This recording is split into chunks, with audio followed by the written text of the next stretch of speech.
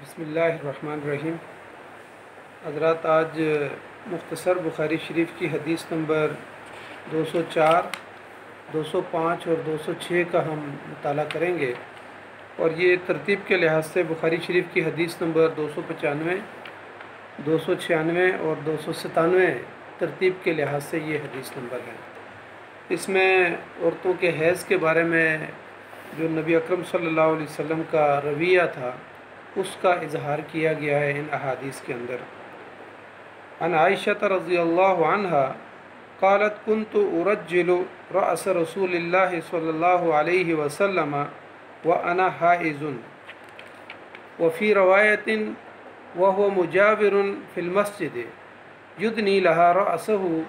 व हिय फ़ी हुजरतिहा फ़तुरज्जिलहु व हिय हाइज़ुन। वान आयशा रज़ियल्लाहु अन्हा क़ालत कान नबी सल्लल्लाहु अलैहि वसल्लम यत्तकिउ फ़ी हजरी व अना हाइज़ुन सुम्मा यक़रउल क़ुरआन रवाहुल बुखारी। पहली हदीस में हज़रत आयशा रज़ियल्लाहु ताला अन्हा फरमाती हैं कि नबी अकरम सल्लल्लाहु अलैहि वसल्लम मैं नबी अकरम सल्लल्लाहु अलैहि वसल्लम के सर मुबारक और बाल कंघी कर देती थी, और इस हाल में कि मैं हालत हैज़ में होती थी। दूसरी हदीस में हज़रत आयशा रज़ियल्लाहु ताला अन्हा से मरवी है, वो फरमाती हैं कि आप सल्लल्लाहु अलैहि वसल्लम मस्जिद में तशरीफ़ फरमा होते थे और अपना सर मुबारक उनके करीब कर देते, और वो बहालत हैज़ अपने हुजरे में रहते हुए आप सल्लल्लाहु अलैहि वसल्लम के बाल कंघी कर देती थी। इसी तरह तीसरी हदीस के अंदर हज़रत आयशा रज़ियल्लाहु ताला अन्हा फरमाती हैं कि रसूलुल्लाह सल्लल्लाहु अलैहि वसल्लम मेरी गोद में तकिया लगा लेते, यानी अपना सर मुबारक मेरी गोद में रख लेते जबकि मैं हालत हैज़ में होती थी, और आप सल्लल्लाहु अलैहि वसल्लम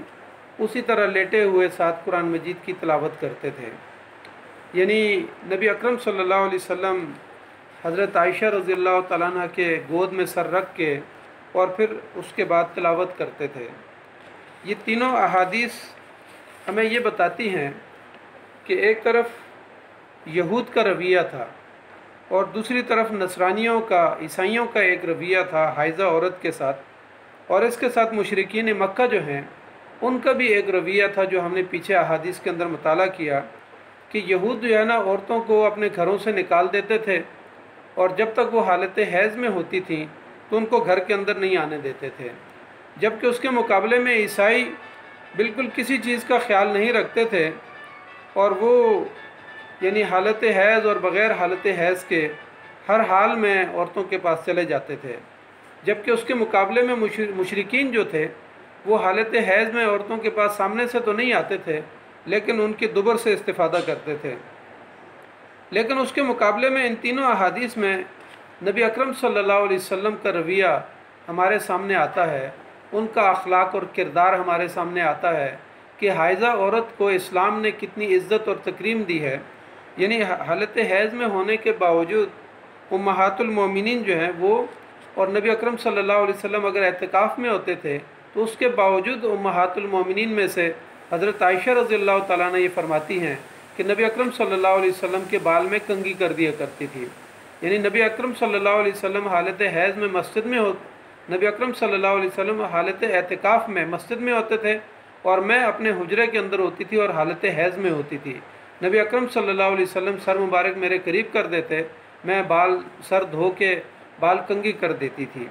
और इसी तरीके से तीसरी हदीस के अंदर हज़रत आयशा रज़ियल्लाहु ताला अन्हा ने फरमाया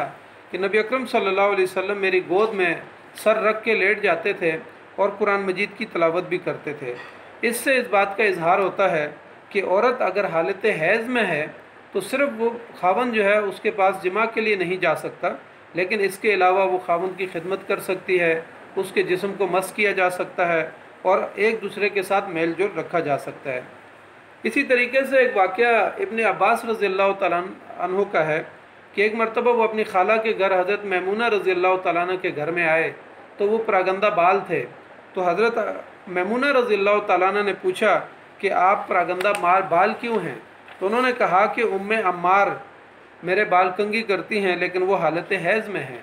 تو حضرت میمونہ رضی اللہ تعالیٰ عنہ نے کہا کیا حیض جو ہے ہاتھوں تک سرایت کر جاتا ہے؟ تو فرمایا کہ وہ نبی اکرم صلی اللہ علیہ وسلم کے بارے میں فرمایا کہ نبی اکرم صلی اللہ علیہ وسلم تو ہم حالت حیض میں ہوتی تھی اور آپ صلی اللہ علیہ وسلم ہمارے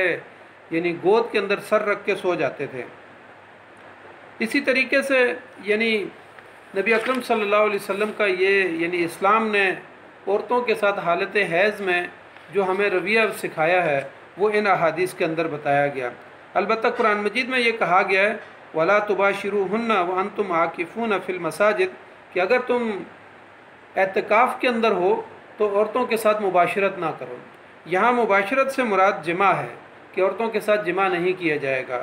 یعنی حالت حیض میں جب وہ ہوں گی تو ان کے ساتھ جماع نہیں کیا جائے گا، یا اگر مرد جو ہے وہ حالت اعتکاف میں ہے، مسجد میں ہے، اعتکاف کے اندر ہے، تو وہ عورتوں کے ساتھ جو ہے نا جماع نہیں کرے گا۔ تو یعنی یہاں پر نبی اکرم صلی اللہ علیہ وسلم کے بال مبارک کو انہوں نے کنگھی کیا، یعنی مباشرت سے مراد یعنی مس کرنا نہیں ہے، کیونکہ نبی اکرم صلی اللہ علیہ وسلم کے سر مبارک کو حضرت عائشہ رضی اللہ تعالیٰ عنہ دھوتی بھی تھیں اور ان کے بال کنگھی بھی کرتی تھیں۔ امام ابو حنیفہ رحمۃ اللہ علیہ کا موقف یہ ہے کہ جنبی اور حائضہ کے جسم پر وہ جو نجاست ہوتی ہے وہ صرف نجاست حکمی ہے، وہ نجس العین نہیں ہو جاتے، اس وجہ سے ان کا پسینہ اور دوسری چیزیں پاک ہیں، اور نجاست حکمی جو ہے وہ غسل سے زائل ہو جاتی ہے۔ اسی طریقے سے اگر حائضہ عورت ہے تو وہ کیا قرآن مجید کا مطالعہ کر سکتی ہے، تلاوت کر سکتی ہے یا کہ نہیں، یا قرآن مجید کو چھو سکتی ہے یا کہ نہیں؟ تو یہ بات تو منع ہے کہ حالت حیض میں یا نفاس میں یا کوئی جنبی شخص ہو تو وہ قرآن مجید کو مس نہ کرے۔ لیکن اس کے حضرت مغیرہ بیان کرتے ہیں کہ ابو وائل جو ہے وہ اپنی حائضہ خادمہ کو ابو زرین کے پاس بھیجتے تھے اور وہ ان کے پاس سے قرآن مجید لے کے آتی تھیں، لیکن وہ غلاف کے اندر قرآن مجید یا مصحف جو ہے وہ لپٹا ہوا ہوتا تھا اور وہ اس کی ڈوری کے ساتھ اس کو پکڑ کے لے آتی تھیں۔ یعنی حالت حیض اور جنبی قرآن مجید کو یعنی جنبی شخص ہو یا عورت حالت حیض میں ہو تو ان کو منع کیا گیا ہے کہ وہ قرآن مجید کو نہ چھوئیں۔ معمر جو ہے عبداللہ بن ابی بکر سے روایت کرتے ہیں اور وہ اپنے والد سے روایت کرتے ہیں کہ نبی صلی اللہ علیہ وسلم نے عمر بن حزم کو جو مکتوب لکھا اور اس میں لکھا کہ قرآن مجید کو بغیر طہر کے کوئی شخص نہ چھوئے۔ اس سے یہ بات ثابت ہوتی ہے کہ انسان اگر حالت اصغر میں ہے یا پھر حدث اصغر میں ہے یا حدث اکبر میں ہے، حدث اکبر کی مراد یہی ہے کہ ایک شخص جنبی ہے یا عورت جو ہے حالت حیض میں ہے یا حالت نفاس میں ہے تو اس کے لیے منع ہے کہ وہ قرآن مجید کو چھوئے۔ البتہ جب وہ اس سے پاک ہو جائیں تو پھر اس کے بعد قرآن مجید کو چھو سکتے ہیں اور پڑھ سکتے ہیں۔ دراصل ان احادیث کے اندر ہمیں یہ بات ملتی ہے کہ اسلام نے عورت کو عزت اور احترام کا مقام دیا ہے۔ جو یہود کا رویہ تھا یا نصرانیوں کا رویہ تھا یا مکہ کے مشرکین کا رویہ تھا حالت حیض کے اندر عورتوں کے ساتھ، اس کے مقابلے میں اسلام نے اور نبی اکرم صلی اللہ علیہ وسلم کی سیرت اور کردار نے ہمیں عورتوں کی عزت اور احترام اور تکریم سکھائی ہے کہ عورتوں کے ساتھ حالت حیض میں صرف جماع نہیں کیا جائے گا، باقی گھر کی خدمت کرنا، شوہر کی خدمت کرنا، گھر میں کھانا پکانا، گھر کے کام کاج کرنا اور گھر کے اندر رہنا، یعنی ان تمام باتوں کا اہتمام عورت کر سکتی ہے۔ اور مرد بھی جو ہے نا اس کو یعنی بوسہ دے سکتا ہے، بوسہ کنار کر سکتا ہے، ساتھ اکٹھے سو سکتے ہیں۔ تو اس طریقے سے یعنی اسلام نے ہمیں یہ تعلیمات دی ہیں کہ جب عورت حالت حیض کے اندر ہو تو اس کے ساتھ کیا رویہ رکھا جائے۔ یعنی ان رویوں کا اسلام نے نفی کی ہے جو اس سے پہلے یہود اور نصارہ اور مشرکین کا تھا۔ تو اللہ تعالیٰ سے ہم دعا کرتے ہیں کہ اللہ تعالیٰ ہمیں ان احادیث کو سمجھنے اور نبی اکرم صلی اللہ علیہ وسلم کی تعلیمات کو اپنی زندگی میں اپنانے کی ہمیں توفیق عطا فرمائے۔ جزاک اللہ خیر۔ السلام علیکم ورحمۃ اللہ وبرکاتہ۔